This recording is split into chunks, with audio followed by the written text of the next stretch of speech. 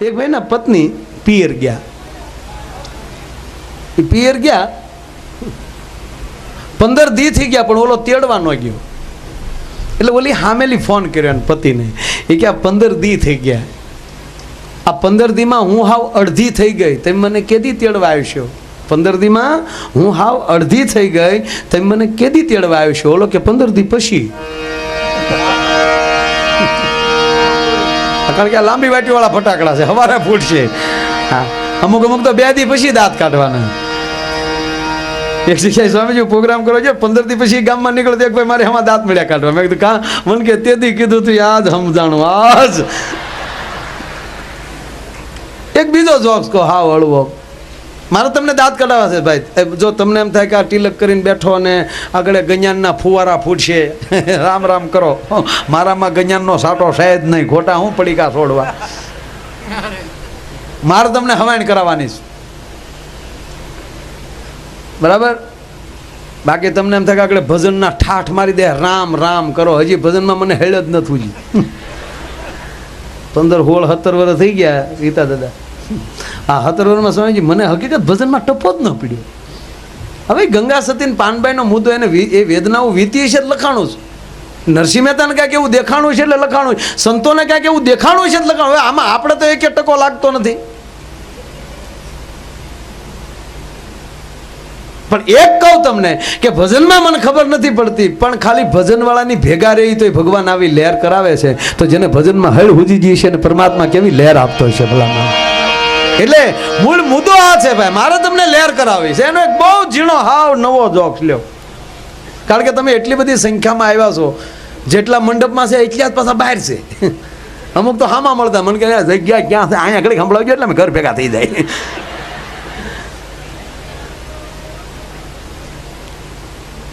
બહુ એક ઝીણો જોક્સ. મહેમાનો આવતા જ જાય છે. મને ભાઈ જેડીભાઈ ના બધાના ફોન આવતા મને કે મારે ભાઈ વહેલા હેર શરૂ કરી દેવું છે અહીંયા. મને કે આમ જુઓ, બરોબર ને ભાઈ? એટલે આપણે હવાઈણ જ કરવાની છે તમ તાર, પણ ફટાફટ જ્યાં જગ્યા મળે ત્યાં બેસી જાઓ. કેવી સરસ વ્યવસ્થા છે. તમને કોઈ પાણીના ફુવારા ઉડતા જાય ને, જુઓ જુઓ, નામ લીધું નથી થતું. હા, એક જગ્યાએ એવા ફુવારા ગોઠવ્યા ને, હજી મેં શરૂ કર્યું તો બધા હુઈ ગયા.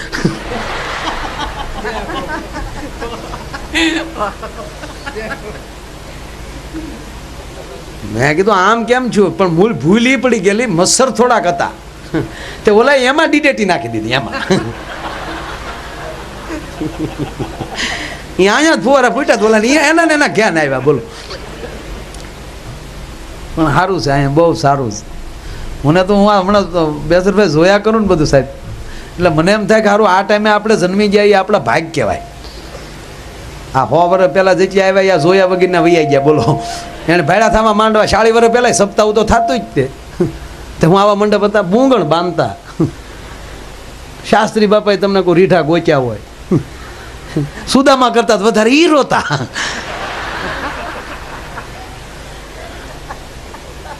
વળી આખું વિષય ન જ બોલતા. વિચારા સુદામાના બાળકોને જમવા માટે દૂધ નથી તો આપણા ભાભલા કે નહીં હોય, હો બિસાડા નહીં હોય, નાખો ખોબો ખોબો માંડવી નાખો, બિસાડા નાખો. અને સીતા વિદાય વખતે લગભગ સંગીતવાળા રોતા હોય.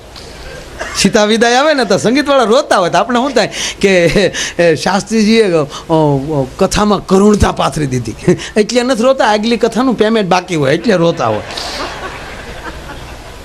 એને બદલે છેલ્લા 40 વર્ષ તમે એમાં આ 15-20 વર્ષમાં તો કેવડું સારું છે.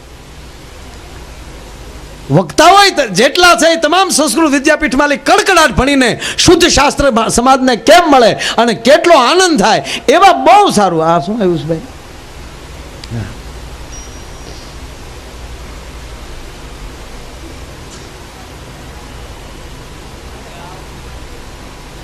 રાજકોટથી સ્વાગત ટ્રાવેલવાળા માનનીય મુરબ્બી છગનભાઈ પટેલ તેમજ વિજયભાઈ બાવળિયા પધાર્યા છે. એમનું હું અહીં હાર્દિક સ્વાગત કરું છું. તાળીઓથી આપણે બધા એમને વધાવીએ. મૂળ વાત એ કરતો હતો કે અત્યારે એ ભગવાનની પૂર્ણ આપણા ઉપર કૃપા છે. અત્યારે તો આ બાળકોને જોઉં ને તોય રાજી થાવ કે આ બાળકોએ શું પૂન કર્યા છે આ ટાઈમે જન્મ. આપણને એમ થાય થોડાક વહેલા અવાઈ ગયું. અગર આપણે અવડા હતા તો ભાડા થવા ટી શર્ટ મરી ગયા ખાખી સડિયું પહેરી પહેરી. એ સ્વામીજી માપ હેના ઘરે કઈ બાપા નહોતા લઈ દેતા, નિહાળમાં મળતી માસ્તર જેના ખોળામાં નાખે એ સડી એની. અને પટાઈ નહોતા તેથી એ મા ભગની સડી આવીને એ માથે હુતળીના ભરડા માર્યા હોય. નાતું કોણ મારો બાપ જાણે અહીંયા રૂપાના પતરા સડ્યા હોય. હા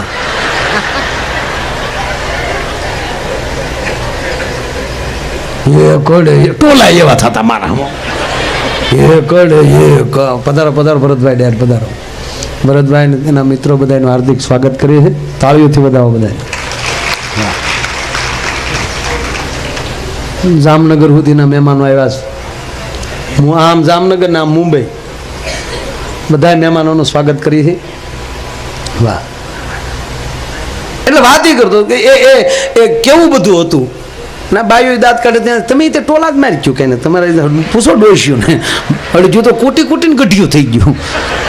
અત્યારનું દીકરીઓ ભાગશાળી અને કૂટવાનો પીડિયર તો હાવ ગયો. આપણે માવડીઓ અડજુ તો કૂટી કૂટીને કોઈ ગુજરી જાય ત્યારે મોકો જોઈયો કેદી કૂટવાનો મોકો મળે. ધ્યાનોને મૂળ બે વાતનો શોખ, એક મરે કોક ત્યારે કૂટવાનો ને એક લગ્નમાં ગીત ગાવાનો. આનાથી તીધો શોખ જ નહીં. શોપિંગ કરવાનો શોખ ખરો. એક બેન રોજ એક દુકાને જાય, દુકાનદાર ખીજાણો બેન 1 મહિના થયા કઈ લેતા નથી ને શું કામ ગીર્દી કરો? બેન કે નથી લેતી રોયા તારો વેમ છે, તારું ધ્યાન એમાં અમે શું કરીએ એમ. કે અમારા ફેરા ખાલી ન હોય. વાત એ કરતો કે 40 વર્ષ પહેલા વડીલો એ પાણકોરું પહેરતા હતા. એ સારી કંપનીના એ સારી મિલોના કાપડ નહોતા, સારી મિલો નહોતી. માવું તે જાડા ઓઢણા ઓઢ્યું થયું. લાજ ઘૂંઘટા તાણીને હાલ્યું જતું હોય તો બજારમાં કેમ હાલવું એ પરસ્યાઓ વળી જતા હતા. એને બદલે આ ભગવાને છેલ્લા 15 વર્ષમાં તમે વિચાર કરી લો કે ભગવાને એટલું બધું મને તમને સુખ આપ્યું, એની પાસે નહોતું એટલું આપણને આપ્યું. અને એમાં આ બાળકો અત્યારે આપણે સિલેટું વેચ્યું કાતરિયા અત્યારે એના થેલામાં લેપટોપ નીકળે. હમણાં એક જગ્યાએ મેં પ્રોગ્રામમાં ગયા, પ્રોગ્રામ પૂરો કરીને સ્વામીજી નીચે ઉતર્યો ને તે છોકરો આવ્યો મારી પાસે. એટલે એને બાપા લઈને આવ્યા. મને કે ભાઈ તમારો બહુ આ પ્રોગ્રામ જોવે છે. આપણને આપણા ઓલા નીકળે એટલે આપણને એમ તો થાય જ ને અંદરથી કે વાહ વાહ આપણું કોક તો છે. એટલે વળી મેં વળી ગાલ ઉપર ટાઈપલી મારી કેમ છો બેટા? છોકરો પણ તમને કહું હામા કાંઠાનો.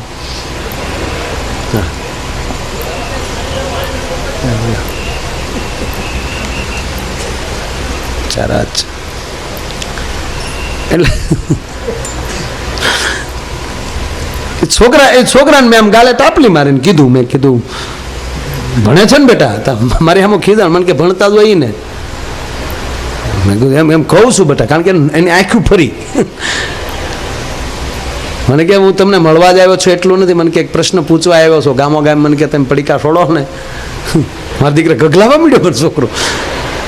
મને મેં નક્કી થયું મેં આજ આપણે આંગળી નકુસામાં આવી, કારણ કે 21મી સદીનું બાળક છે, એને નાનું કેમ સમજવું. એટલે મેં કીધું ભાઈ આવડતો હશે તો જવાબ દે. મને કે તો પછી હું પૂછતો ખરો.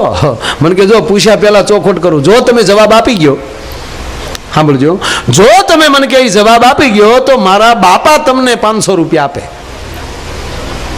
શબ્દમાં ધ્યાન આપજો. જો તમે જવાબ આપી ગયો તો મારા બાપા તમને 500 આપે, અને તમે જવાબ ન આપી શકો તો તમારે મને 500 આપવાના. એ તો ઉગતા વેદ તૈયારી, દેવાના થાય તો બાપાના, મળે તો પોતાના. એટલે મેં કીધું પૂછતો ખરો. એટલે મને પૂછ્યું, મને કે ફ્રીજમાં મૂકી તોય ગરમ રહે ઈ હું? ગમે ખાનામાં મૂકી ગયો ફ્રીજના. મેં કીધું કાંઈ માથાકૂટ કરવી જ નથી ભાઈ, આલે 500. મને કે એ તો નથી આવડતા એના, બોલવાના બીજા આપો. મેં બીજા આપ્યા. મેં કીધું આ ઘેટી રોજ સરિયા મારો દીકરો છોકરો કાતરી ગયો. મેં કીધું આ 2-500 બોલ. મને કે ગરમ મસાલો. અરે તારી ભલી થાય. જેમ તેમ બુદ્ધિ છે સાહેબ. હમણાં એક છોકરાને સાહેબે પૂછ્યું, ઉભો થા બેટા, આ લાઈટ વહી જાય કોણ બંધ કરે? એટલે સાચો જવાબ તો એ છે કે જે બીના કર્મચારી લાઈન ફોલ્ડમાં હોય અથવા તો રિપેરિંગમાં હોય તો એ જે બીના કર્મચારી બંધ કરે. બોલજો એ લાઈટ કોણ બંધ કરે? તો છોકરો ઉભો થઈને કે મારા મામા. કેમ તારા મામા JB માં નોકરી કરે કે ના રે ના કે તો એ કે લાઈટ જાય ત્યારે મારા બાપા એમ કે મારે હાળે કાઢી હો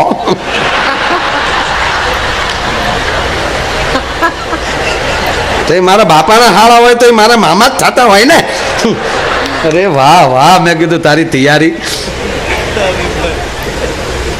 આ 21મી સદીનું બાળક.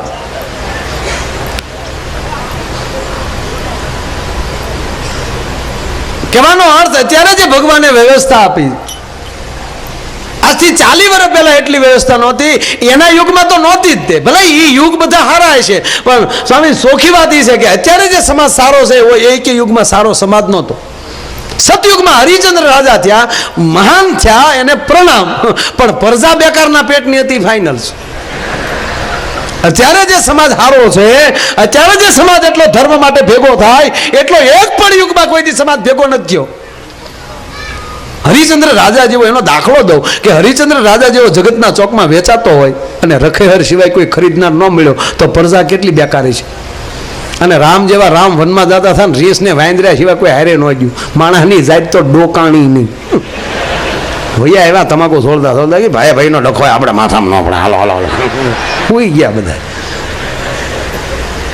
એનાથી કરુણતા કે જે યુગની આપણે અત્યારે કથા સાંભળી રહ્યા છીએ, ભાગવત કથા, જે યુગમાં ભગવાન નારાયણની હાજરી, આ યુગમાં 100% કહું તમને કે અત્યારે આ વર્તમાન યુગમાં ભગવાન કોઈ જન્મ લે જ નહીં. કારણ કે ઓલરેડી બધાના હૃદયમાં બેઠો. સમાજ બગડે તો ભગવાન જન્મ લે, સમાજ સારો હોય તો ભગવાન ના આવે. તમારી વાડીએ ભાગ્યો બેકાર હોય તો તમારે ઘડીએ ઘડીએ અહીંયા ધક્કો ખાવાનો હોય. બાકી ભાગ્યો ટનાટન હોય તો વાડીએ ધક્કો ખાવાની જરૂર નથી. કપા એને મને મનના હિસાબ આપતો હોય. એમ અત્યારે ભગવાનની દયાથી બધાના હૃદયમાં ભગવાન બેઠો છે. અને આ ભગવાનના ભાગ્ય, આ સંતો પણ એવા મળ્યા છે કે સમાજનું બરોબર રખોપું કરે છે. એટલે ખુદ ભગવાનને આવવાની જરૂર નથી. બાકી જ્યારે જ્યારે ભગવાન આવ્યો ત્યારે સમાજ સામે તમે જોજો, એ સમાજે ઠેઠ સુધીને હેરાન કર્યો છે તો જ ભગવાન આવ્યો હોય. કેવો યુગ બગડ્યો હશે તમે વિચારો. ભરી સભામાં એક સ્ત્રીનો અંબોળો પકડી, ચોટલો પકડીને ઢહડીને લાવવામાં આવે. અને કેવી કેવી હસ્તી બેઠી, કૃપાચાર્ય, દ્રોણાચાર્ય, દાદો ભીષ્મ, ધર્મરાજ, યુધિષ્ઠિર, અર્જુન, સહદેવ, નિકુલ, ભીમ, આવી હસ્તીઓ બેઠી હોય અને એની વચ્ચે એક અબળાની સાહેબ હાડીઓ ખેંચાતી હોય અને બધાને હાથ જોડીને વિનંતી કરતી હોય કે આમાંથી કોક તો મને બચાવો. બધા ઊંધું ખોહીને બેઠા હોય. એ કેવી પરિસ્થિતિ છે. આ કૃષ્ણને આવવું હોય તો એ ગુપ્ત રીતે પછી એમ કહેવાય કે વસ્ત્ર પૂરી શકતો હોય. એને બદલે અત્યારનો યુગ તોડી નાખે એવો છે. હામું ન જોવાય, સેન્ડલ ભેગું મોઢું ફેરવી નાખે. હમણાં હું ભાઈ જાતો હતો ને તો ગાડી લઈને તે એક બેન આવ્યા જતા હતા, વાહ એક છોકરો પાછળ આવતો હતો ને કંઈક બોલ્યો. હું બોલ્યો હોય તો એ બેને સાંભળ્યું તો આપણે ગાડીમાં. પણ બેન સાંભળી ગયા ફટ દિન ફેર્યા ને કીધું કે હે શું બોલ્યો, સેન્ડલ ખાવીશ? ઓલો કે મારો રવિવાર છે. એ કે તારીમાં ફરાળી છે.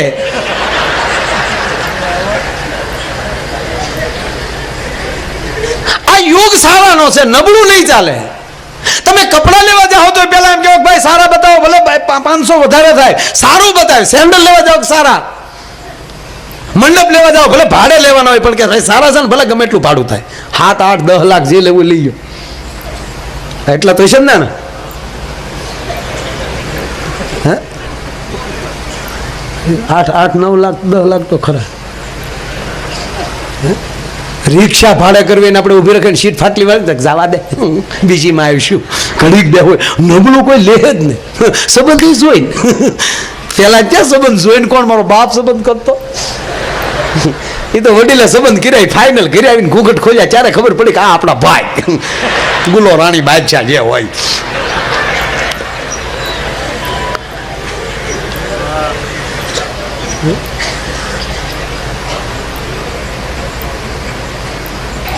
જોઈને સંબંધ થાય ને. હમણાં એક જણો જોવા ગયો તો કન્યા બોલી, હે ભાઈ તમે કેટલા બેન ભાઈ? ઓલો કે બેન 3 હતા, 8 થી 4. કારણ કે નવું નવું જોવાનું શરૂ થયું પછી એ નથી ખબર પડતી ક્યાં હું આપણે બોલવું એમ. હજી ગામડામાં તો શરૂ થયું ને, ગામડામાં ક્યાં ભાઈ હતો રિવાજ, પણ એટલે છોકરાઓને ખબર નહોતી ત્યાં જઈને હું પૂછવું એમ. દીકરીને નહોતી ખબર, તો દીકરી ડાયરેક્ટ કેમ કીધું આવો ભાઈ આવો, કેટલા બેન ભાઈ તમે? બોલો કે સરસ રાખડી મોકલજો બેન. બહાર આવીને બાપાએ પૂછ્યું હું છું ભાઈ? તો એક સંબંધ વધ્યો, તમારે એક દીકરી વધી ને મારે એક બેન વધી. એને બદલે અત્યારે ઘણું સારું છે. એમાં ગામડું સુધર્યું તો બહુ થયું. આ મોબાઈલ આવતા તો મરી ગયા. થોરની વાડાડો બહુ ફોન કરતો હોય, વ્યવહાર કર્યો હોય ન્યા. એ તો બહુ મજા. ક્યાં ગયા તારા બાપા? તો આમ શું કે હાટીઓ ક્યાં ગયા?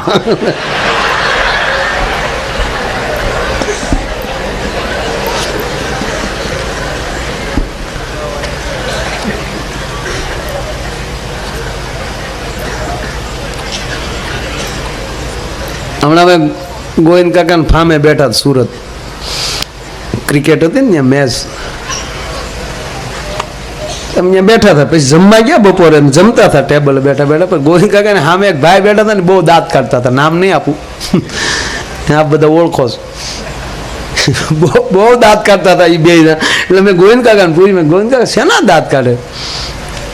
મને કે મેં ભાઈ તો તમારે સાંભળ્યા જેવું છે, તમે કોઈને ન કહો તો કહું. હું કહું માઇક સિવાય કોઈને નહીં કહું.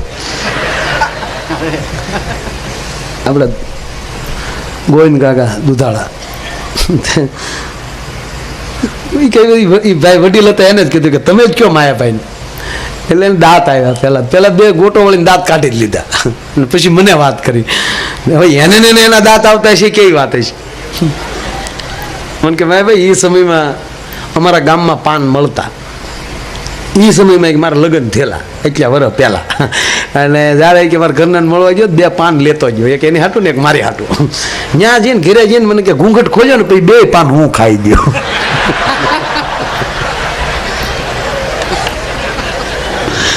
કેવા ભેંના હિંગડા પગ આવ્યા છે.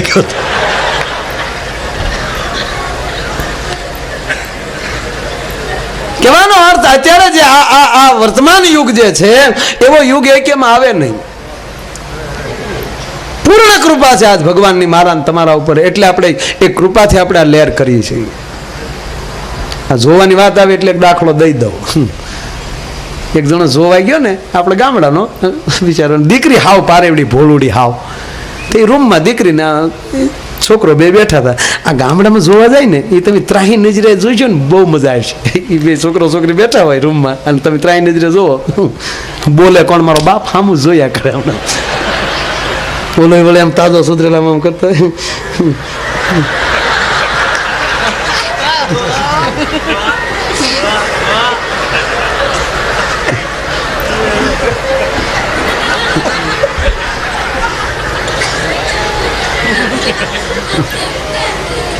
હા મેં એમ જ હોય.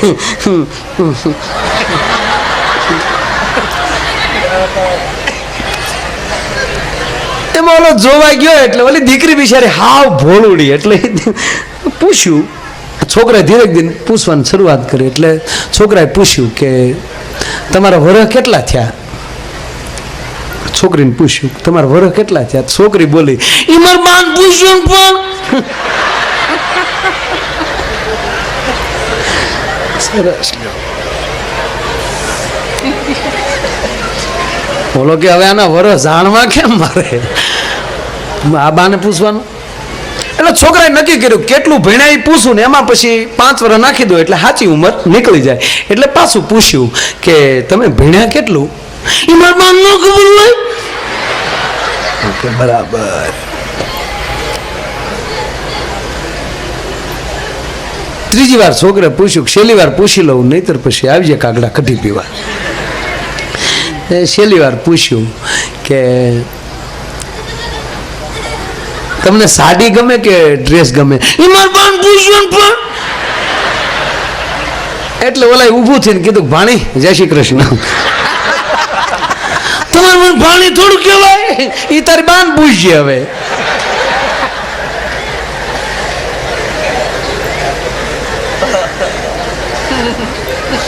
કહેવાનો અર્થ કે એ આનંદ જે મળે છે એ ભગવાનની કૃપા તો મળે. કારણ કે મોબાઈલ થતા તો અત્યારે બહુ માણસ નજીક આવી ગયો છે. જેટલો ફાયદો કરે છે એની કરતા અનેક ઘણું નુકસાન પણ કરે. હમણાં એની એક છોકરીએ સંબંધ થયો હશે હજી તો, એ છોકરી ઉપર ઓલા છોકરાએ મેસેજ કર્યો, હસતી હો તો હસી મોકલજે, રડતી હો તો આંસુ મોકલજે. ગળગળીનો થઈ ગયેલો હાવ. હસતી હો તો હસી મોકલજે, રડતી હો તો આંસુ મોકલજે, સૂતી હો તો સપના મોકલજે, અને જાગતી હો તો શમણા મોકલજે. ઓલી હામો મેસેજ મોકલ્યો કે વાસણ ધોઉં છું, એઠવાડો મોકલું.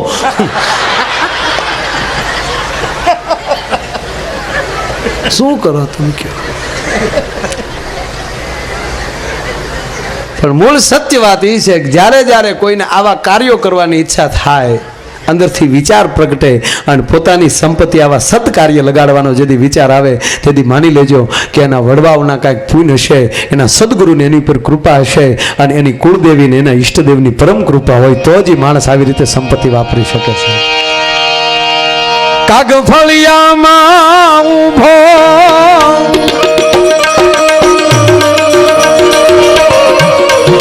કાગફળિયામાં ઊભો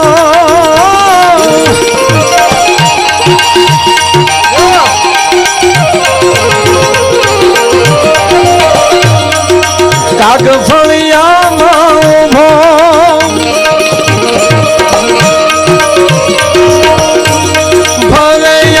ભરયાણિયારો રે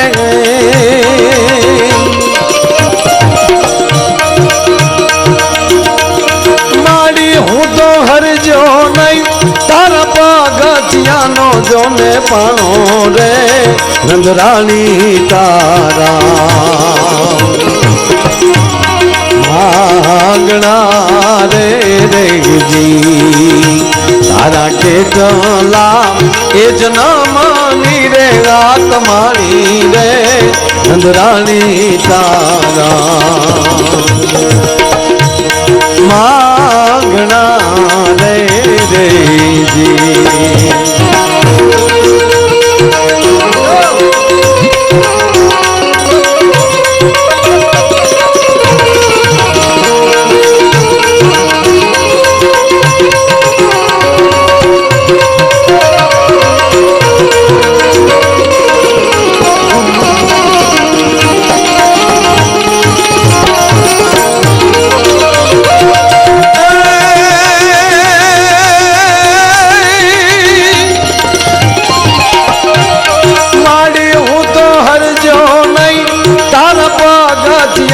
જોને પાણો રે નંદરાણી તારા